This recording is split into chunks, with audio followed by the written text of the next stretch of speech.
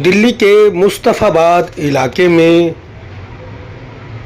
पसमानदा मुस्लिम समाज की एक मीटिंग का आयोजन किया गया।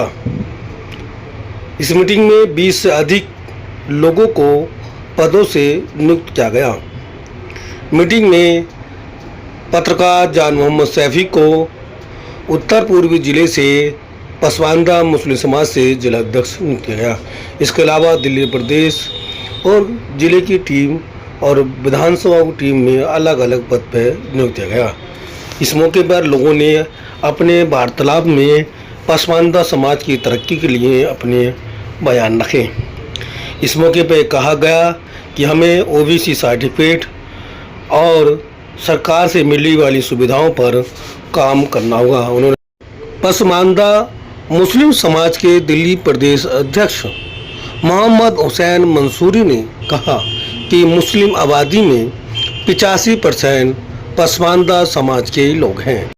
उन्होंने कहा कि सरकार से मिलने वाली सुविधाएं, सियासी हक हकूक़ और समाजी हक हकूक़ को 15% मुस्लिम समाज के लोगों ने खा लिया है। इस मौके पर उनका 85% लोगों हक हम दिलाकर रहेंगे और सरकार से मिलने वाली योजनाओं पर भी हम लगातार काम करेंगे। ओबीसी सर्टिफिकेट पर जो दिक्कतें आती हैं उसको भी हल कराने का काम करेंगे। दिल्ली से शमशाद अली मसूदी की ये रिपोर्ट। देखिए, लोगों के समझ में आ रहा है कि पसमानदा मुस्लिम समाज क्या है और पसमानदा मुस्लिम समाज की खूबियां क्या है, पसमानदा मुस्लिम समाज की हिस्सेदारी क्या है, जिसकी हमें भागीदारी की जरूरत है। पसमानदा मुस्लिम समाज किन किन उद्देश्यों पर काम कर रहा है वो लोगों को समझ में आ रहा है और जिन जिनको समझ में आ रहा है वो सारे लोग इस समाज से जुड़ते जा रहे हैं। पसमानदा समाज है क्या चीज? पसमानदा एक फारसी शब्द है। हर वो शख्स पसमानदा है जो कहीं ना कहीं पिछड़ गया। हर पिछड़ा हुआ शख्स पसमानदा है। और दूसरा, पसमानदा की जो संख्या है मैं आपको बताता चलूं कि 85% पसमानदा है और 85% अपना हक मांगने के लिए अपनी आवाज को बुलंद कर रहा है। यही पसमानदा है। पसमानदा क्या क्या कार्य करता है? देखिए, पसमानदा सबसे पहली बात तो शिक्षा पे काम करता है। पसमानदा दबे कुचले, जो जिनको दबा कुचला माना जाता है, जिनको पिछड़ा माना जाता है, उनको साथ लेकर चलने का काम करता है। उनको कंधे से कंधा मिलाकर उनके साथ खड़ा है और अपने राजनीतिक जो आज तक जो राजनीतिक लाभ नहीं मिल पाया, जो राजनीतिक जो लाभ की जरूरत थी, जो उनकी हिस्सेदारी है, वो भागीदारी नहीं मिल पाई, उसकी मांग करता है। आपका पसमानदा जो समाज है कितने राज्यों में इस टाइम एक्टिव है? पसमानदा हमारा जो संगठन है ये तकरीबन 98 से रजिस्टर्ड संगठन है और हमारा संगठन 8 से 10 राज्यों में बखूबी मजबूती के साथ काम कर रहा है। जांच करा पाएंगे जिन लोगों ने अपर कास्ट के लोग हैं, चाहे वो हिंदू अपर कास्ट हो, मुस्लिम अपर कास्ट के लोग हैं, उन्होंने ओबीसी के सर्टिफिकेट बनवा रखे हैं और वो नौकरी कर रहे हैं, उनको रिजर्वेशन खा के हैं। ऐसे दिल्ली में तमाम लोग हैं, चाहे वो मुस्ताफ विधानसभा नहीं, तमाम।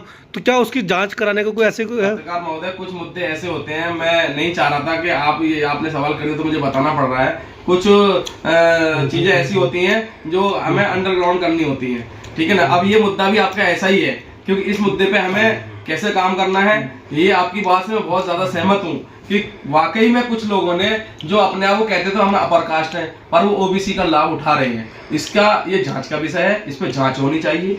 और साथ ही साथ मैं आपको बताता चलूँ, खाली ओबीसी सर्टिफिकेट की बात नहीं कर रहे, हमने ये देखा है कि जो लोग अपने आप को कहते हैं अपर कास्ट, वो कहीं ना कहीं ओबीसी और एससी का भी लाभ उठा रहे हैं। वो ईडब्ल्यूएस के से अपने बच्चों को भी पढ़ाने का काम कर रहे हैं। वो राशन कार्ड से, जो गरीबों का राशन कार्ड होता है, उसका भी लाभ उठा रहे हैं, जबकि वो हक पसमानदाओं का है। वो पसमानदाओं का हक छीना जा रहा है। हम इस पे भी काम कर रहे हैं और इसकी हम जांच करा के रहेंगे। राजनीतिक क्षेत्र समाज की क्या तैयारी है? देखिए, राजनीतिक क्षेत्र में हमारी अहम तैयारी ये है कि हमने आपको अभी पत्रकार महोदय को भाई को बताया था कि जो हमारा हक है, जो हमारी हिस्सेदारी है, उसकी भागीदारी की जरूरत है। और पूरे दिल्ली प्रदेश के अंदर, जैसा कि हमें पसमानदा समाज की दिल्ली प्रदेश की जिम्मेदारी दी गई है, पूरे दिल्ली प्रदेश के अंदर हम अपने पसमानदा समाज को जगा कर रहेंगे, जगाने का काम कर रहे हैं और जगा कर रहेंगे। और जो हमारा हक है, जो राजनीतिक लाभ है, जो हमें मिलना चाहिए, इंशाल्लाह हम संगठित होकर उसको छीनने का काम करेंगे। आज बेहद खुशी की बात है कि आज हमारे संगठन में लगभग 20 लोगों की नियुक्ति हुई है और बहुत ही बड़े जिम्मेदार साथी हमारे साथ जुड़ रहे हैं। मैं उम्मीद करता हूं वो जिम्मेदार साथी हमारे साथ कंधे से कंधा मिलाकर बखूबी संगठन को मजबूत करने का काम करेंगे और पूरी दिल्ली के अंदर इंशाल्लाह हम अपने पसमानदा समाज को जगाने का काम करेंगे और अपना हक लेकर रहेंगे।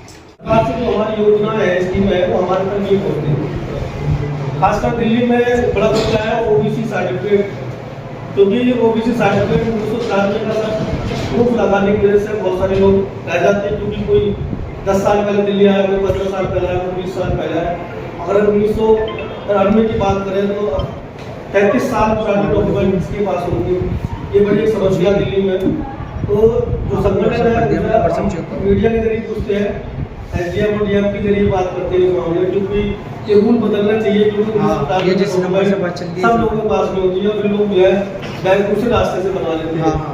वहीं जो अपर कास्ट के लोग हैं वो ओबीसी के सर्टिफिकेट बनवा लेते हैं, क्योंकि दूसरे रास्ते जिस रास्ते से हम बनवाते हैं ओरिजिनल हो गए डुप्लीकेट रास्ते से, वही अपर कास्ट के लोग। अगर गवर्नमेंट इसी बहुत सारे लोग हैं जो अपर कास्ट के लोग हैं, लेकिन ओबीसी सर्टिफिकेट बनवा के वो हमारी नौकरी खाते हैं, हमारा रिजर्वेशन खाते हैं।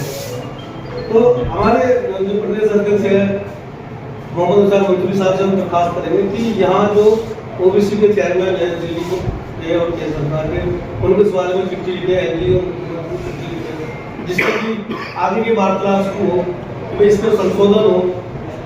और क्योंकि अगर ओबीसी सर्टिफिकेट बनना आसान होगा तो हमारे बच्चों को जो एजुकेशन में छूट मिलती है वो छूट मिलनी शुरू होगी, क्योंकि तमाम कॉलेज है, तमाम यूनिवर्सिटी है, वहाँ ओबीसी की छूट मिलती है, एजुकेशन फीस मिलती है और मार्क्स मिलती है। और सर्टिफिकेट न होने की वजह से वो जनरल कैटेगरी में चले जाते हैं हमारे बच्चे, और जहाँ उनकी नौकरियाँ और एजुकेशन है उसको कैटेगरी में कर जाते हैं। इस पर भी काम किया जाना चाहिए।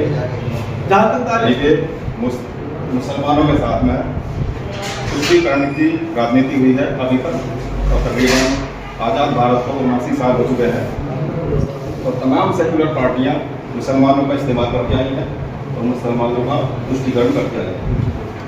अभी जैसा कि हमने पीछे अभी बिहार का विधानसभा चुनाव हुआ था, हमारे सहयोगी नौशाद अंसारी हमारे साथ थे, तो हमने वहाँ पर देखा था कि 45 सीटों पर वहाँ पर जो मुस्लिम बहुल इलाके हैं वहाँ पर ऐसी घोषित कर दी गई सीटें, यानी कि वहाँ मुस्लिम कैंडिडेट लड़ ही नहीं सकता।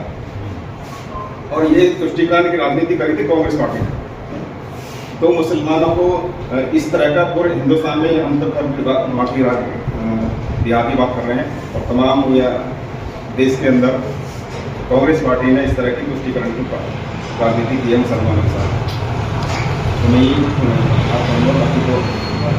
हमारे फारूक भाई ने भी बताया कि हमें किन मुद्दों पर काम करना है, तो इन सबको हमें समझने की जरूरत है। और जब हम इनको समझेंगे और इंशाल्लाह समझेंगे और संगठित होंगे, संगठन से बड़ी कोई ताकत नहीं। मेरा मानना यह है कि संगठन से बड़ी कोई ताकत नहीं। जब आप अपने आप में संगठित हो जाएंगे तो चाहे कोई सरकार हो, चाहे कोई पार्टी हो, चाहे कोई दल हो, मैं मानता हूँ कि आपके कदमों से झुकेगा, उसको एक टाइम झुकना पड़ेगा। बस आपको संगठित होना है, हमें संगठित होने की बहुत ज़्यादा जरूरत है। और अभी हमारे पास